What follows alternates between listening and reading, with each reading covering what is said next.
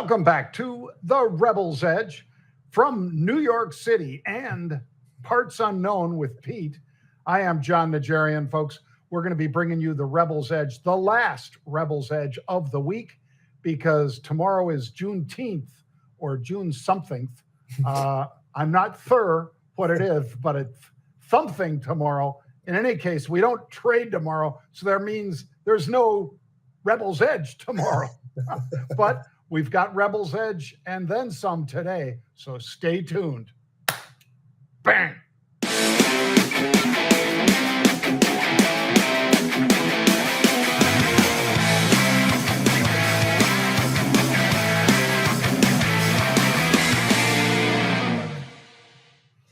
Here we go. Pete, I'm looking around for, I guess we're not trading tomorrow, right? I know. I was surprised. I know I caught you off guard when I said, tomorrow we're not doing it. And I'm the same way, by the way. This is the strangest thing, because how many times in a year do we actually have a holiday that's on a Thursday only, at least this year, other than Thanksgiving? Juneteenth, I guess this is it.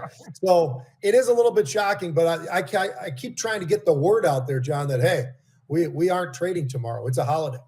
Yeah, we're not. So if you're somebody who obviously, other than DTE, 0 days till expiration, except for all of you guys that do trade that, because we know there are a lot of you, yep. Nobody else is going to really miss it much, especially if you've sold options. You're going to be happy because today we don't trade. Yeah. And I don't know if maybe the reason they were serving lobster and steak to the soldiers in the Middle East, Pete, that makes me a little suspicious that something might be going on this weekend. Just saying. Just saying. All right. Welcome. Of course, he is Pete Najarian, folks. I'm John Najarian. We will not be broadcasting tomorrow. There's no joke about that.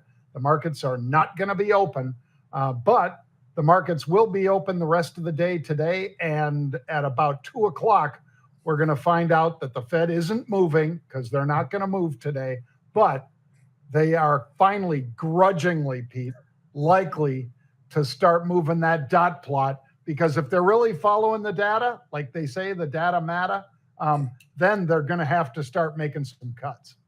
No doubt about it, John. I look at this the same way. And one of the things, that we look at is, and I've given Powell credit up till, the last couple of meetings.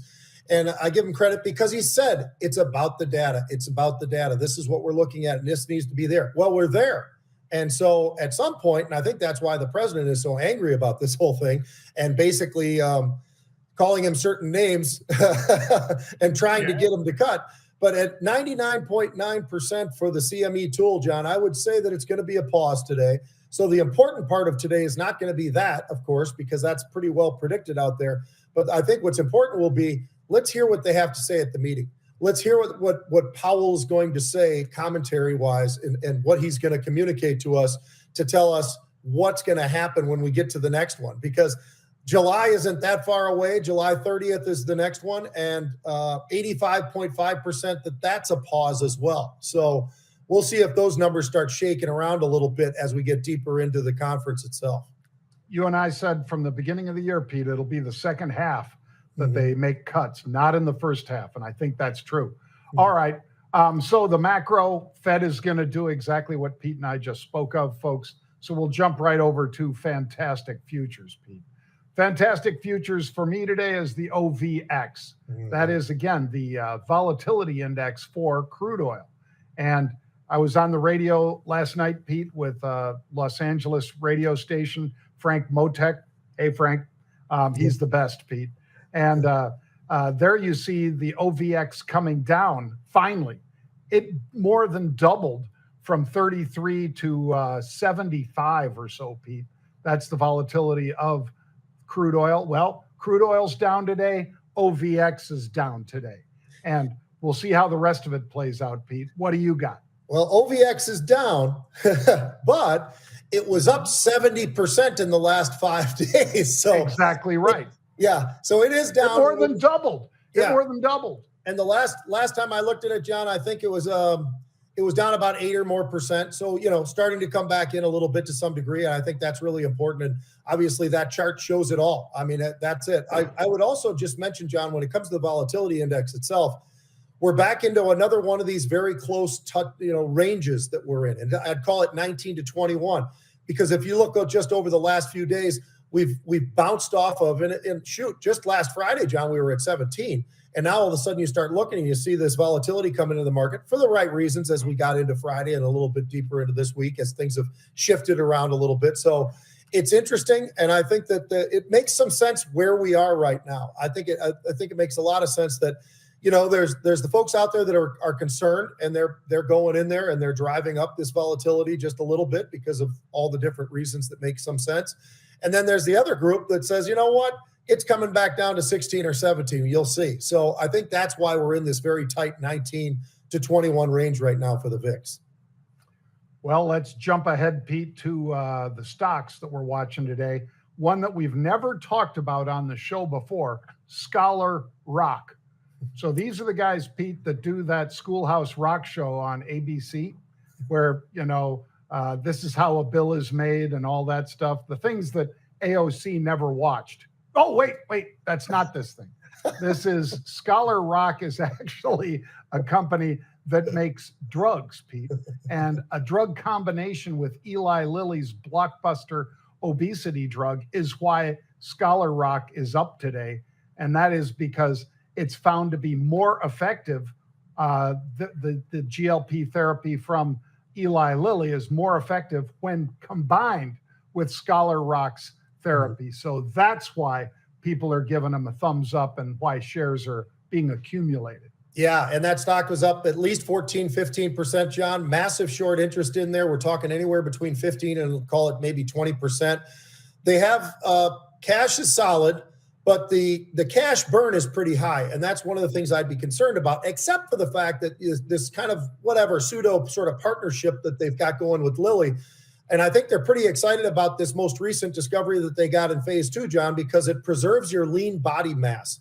And that is an issue that a lot of people probably aren't aware of, but that is sort of one of the things that does happen to the body as well. So that, I think, is something of why that's the winner. That's why the stock, I think, is moving to the upside like it is. But let's remember, and we talk about this all the time, this is phase 2. It's going to take a while before this actually gets anywhere, multiple months at least, before they can actually start getting to phase 3 and then the rest of it and get up there. But for right now, this is very, very good news for anybody and everybody who's using that GLP therapy. This is great because you want to have that lean body mass, and this is what holds it for them together.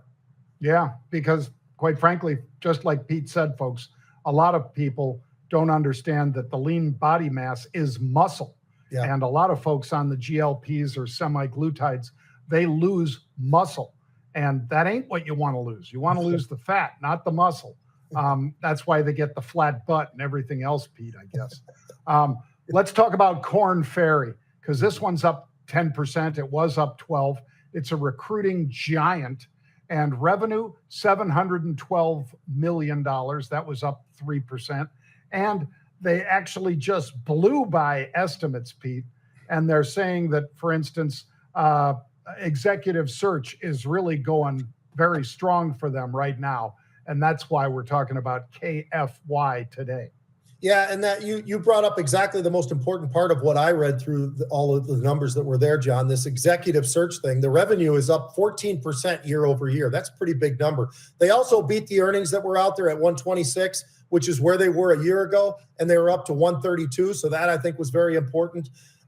There's a lot of things that you look at in this particular earnings call, and it looks pretty damn good. The margins are expanding year over year. The fee revenue is up 3% year over year. Not a huge number, but nonetheless, it was up. So it's not like it's just flatlining. I think you look across this, you see the free cash flow of $270 million and a stock that trades at a 12 PE. You don't see too many of those anymore, John. A lot of these are somewhere close to 20 or more. This is trading at a 12 PE, so the price to earnings. So I look at this one. There is some short interest there. It's not huge, though. It's maybe 2 or 3%, but it certainly could become a factor that maybe gets a little bit of a push to the upside. I like what they were able to put up. This is a quality company that's out there recruiting and doing the things that that Korn Ferry is known for. And I think that they're probably pretty happy about this quarter and every quarter coming into this over the last 4 where they've beaten. So pretty impressive. Yep. And it's a good sign also in terms of we all worry about companies hunkering down and not hiring. Well, if these companies are indeed employing Korn Ferry to bring them in some more talent, that's a good sign for those companies. Mm-hmm. All right. And for the economy. Pete, the Metals Corp, TMC. This one is up 30%. It was up 28% yesterday. So it's a heck of a week for TMC, Pete. And just to throw it out there, yeah, we had some unusual activity in this name. If you pull it up, you'll see that the stock was $5.26 back on 6/16. Well, it's 6/18 today. So in other words, 2 days ago, they were buying the July 6 calls. Well, they were paying 35 cents for those. They have gone all the way up to $1 and maybe higher than that now, Pete. So a very strong performance because of a deal that they've basically struck with a Korean company. So really nice move. And obviously the UOA paid off yet again. Unbelievable. I mean, this is an absolute explosive move for this company, John. And Korea Zinc is the company that you were referencing there. You know, they're becoming the largest shareholder of TMC. So it's pretty interesting because they're big. They offer a lot of things. They've got potential to buy even more over time over the next 3 years. So when I look at all the numbers that they're looking at and what the next level is going to be for them, the strategic side of this is very, very important. And I think it's something that, you know, a lot of us should pay attention to. And because of that, I think these two kind of coming together to some degree. In this case, they're buying these shares at certain levels. I think this is a pretty good marriage that's going on right in front of us. And as you mentioned, you know, when you're up 32%, again, that's pretty damn impressive. Yeah, back to back 28% plus days is pretty strong, strong for them. Well, now we got one that's not so strong, Pete, down 32%. Serero Therapeutics. These guys, they were working on an orphan drug, Pete.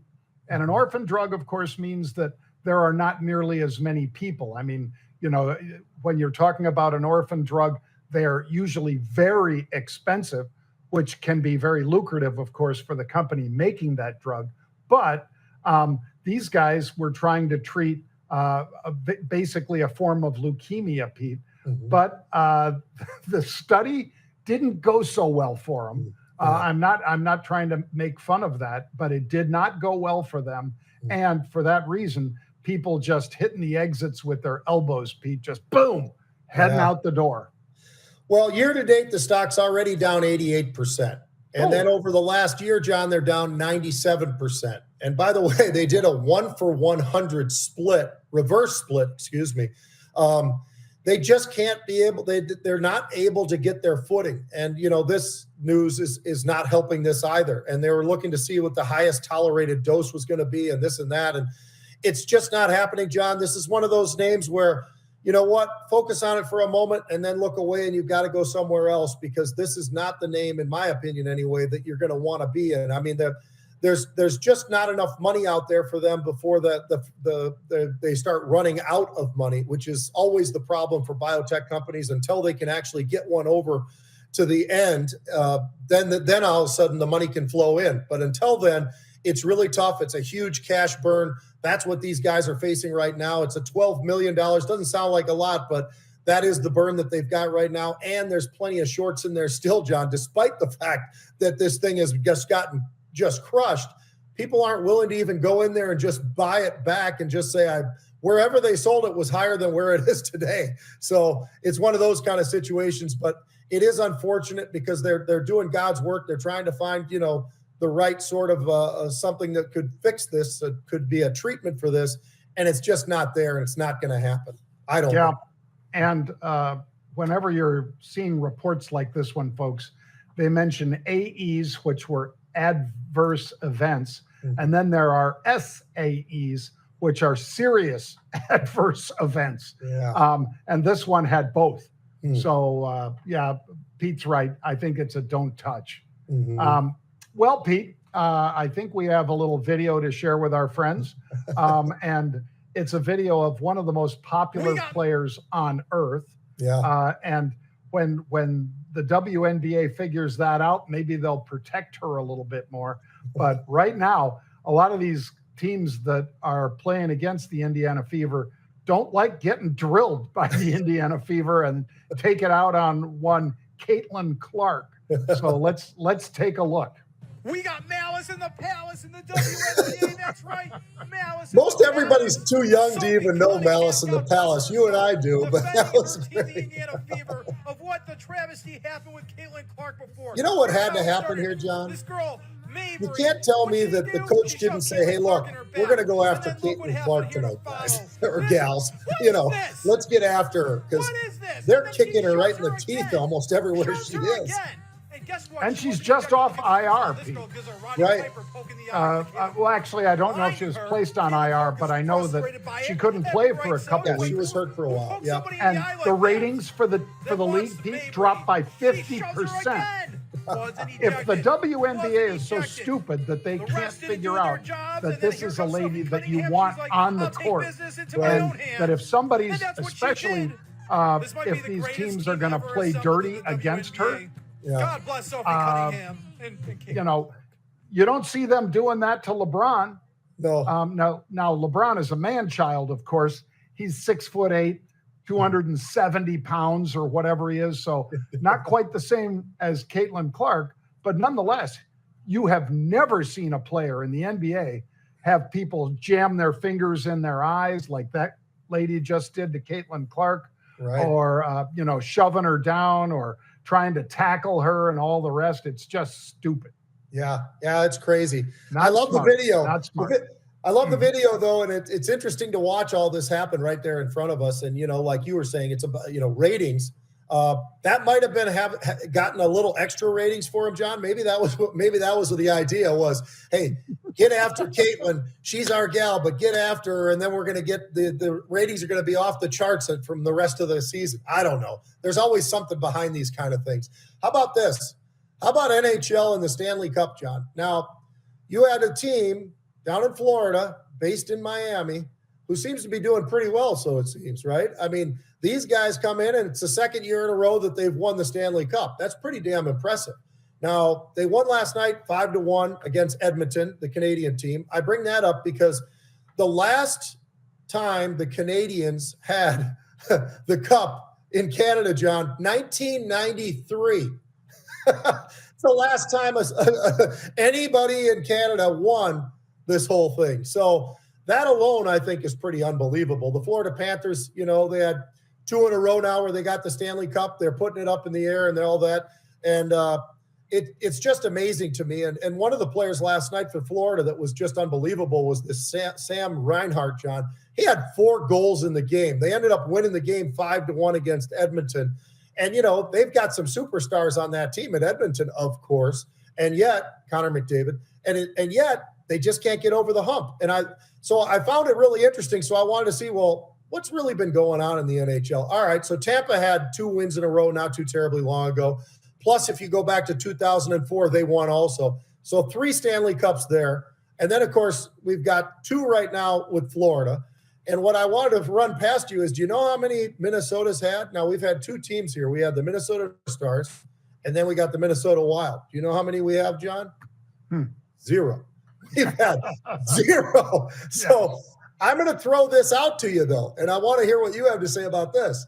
So you've got all of these different places where they've been winning. They won out in Las Vegas. That's another one, right?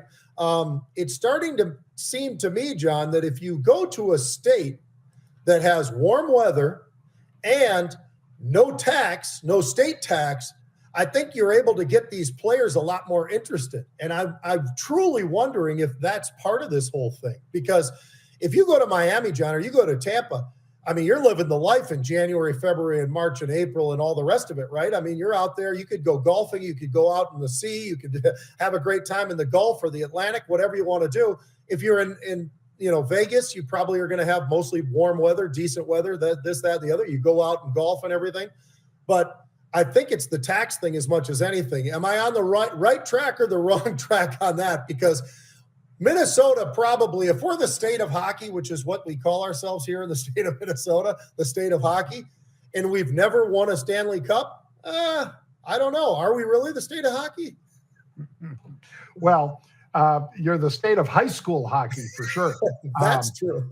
And that team, again, here's to our friends at Virtu Financial, because the owner of Virtu, or the founder of Virtu Financial, one of the largest high frequency firms in the world. Yeah, he happens to own the Florida Panthers. And Pete, I'll tell you one thing. It's pathetic how little the ratings were for this. To give you guys an idea, Sportsnet said that 3.8 million viewers watched this. Now, that's one of the lowest ratings for an NHL playoff in a long time. Mm-hmm. Even though it was up a little bit over the previous year, Pete, it's nothing compared to the Four Nations, because when the U.S.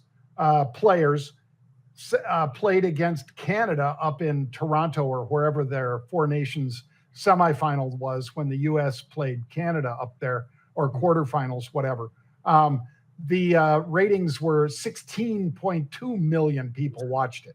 So people are not happy up in Canada and not tuning in for sure to watch another Canadian team lose to a U.S. team, even if it's loaded with Canadian players. Yeah.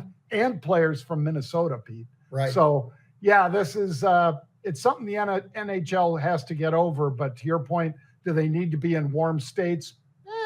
Like you said, Vegas, Tampa, Florida Panthers, there's a lot of teams winning. Tennessee, Nashville, right?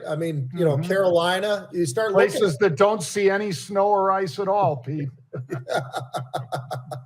Not so bad. All right, next up, I got one for you, John. You and I teased this the other day about Ohtani was coming back and he was going to pitch in a game, which means he's also going to pitch and bat, because that's how good the guy is, and he's unbelievable.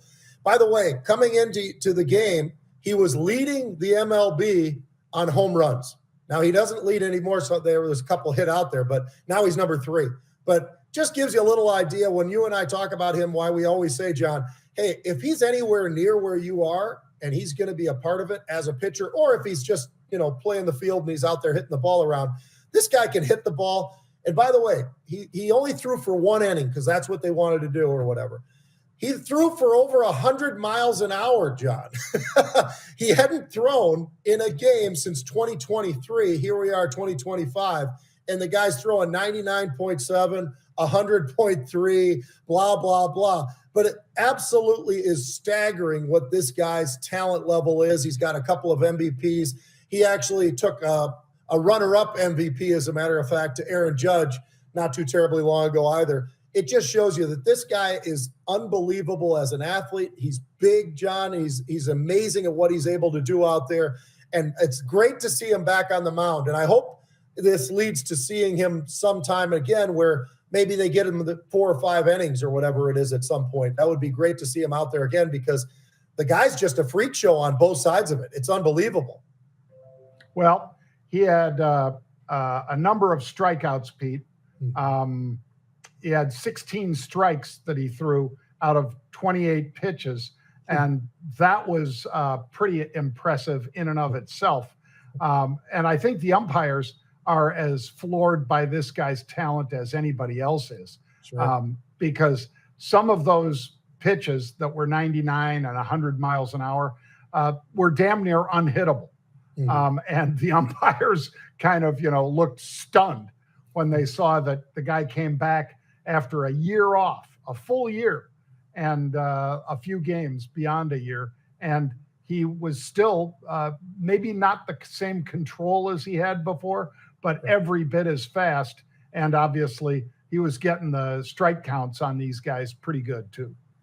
I'm going to have a little bit of fun later on this afternoon, John. I was invited to come out there with Tommy Kramer and Jim McMahon. Jim McMahon is going to be like you. He's going to be walking around on the golf course. It's a charity thing. but probably barefooted is my guess because that's the way he's always played as far as I've been told. So that'll be kind of fun, and I'll have to give him a little hello from you from the days back at Chicago. So that's going to be a lot of fun, though. And Tommy Kramer's just a great guy. He's had some issues. He's had some demons and all the rest of it. I mean, so many people have. But the guy is always a quality person, always a great guy to be around. He's electric as far as his personality, and I think it should be kind of fun. And they've got, a couple of superstars out there coming there. So there's going to be some people there wanting to watch this one. This should be pretty fun. What course are you guys going to be on, Pete? I love that you asked that because I don't really know, but it's actually called Majestic something or other.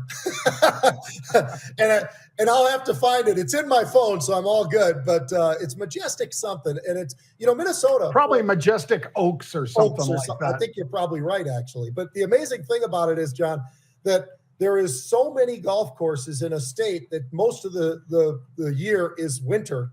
And yet when it comes to golf, they're out there, man. They get out there in April and they put on the, jackets and everything else. I mean, people will golf in Minnesota. And I think we've got damn near as many, courses as anybody in the country. I mean, it's crazy, but they really enjoy their golf here. Well, Majestic Oaks is indeed a golf course up there, Pete. I just looked it up. I'm not positive that's the one, but it's in Ham Lake, Minnesota.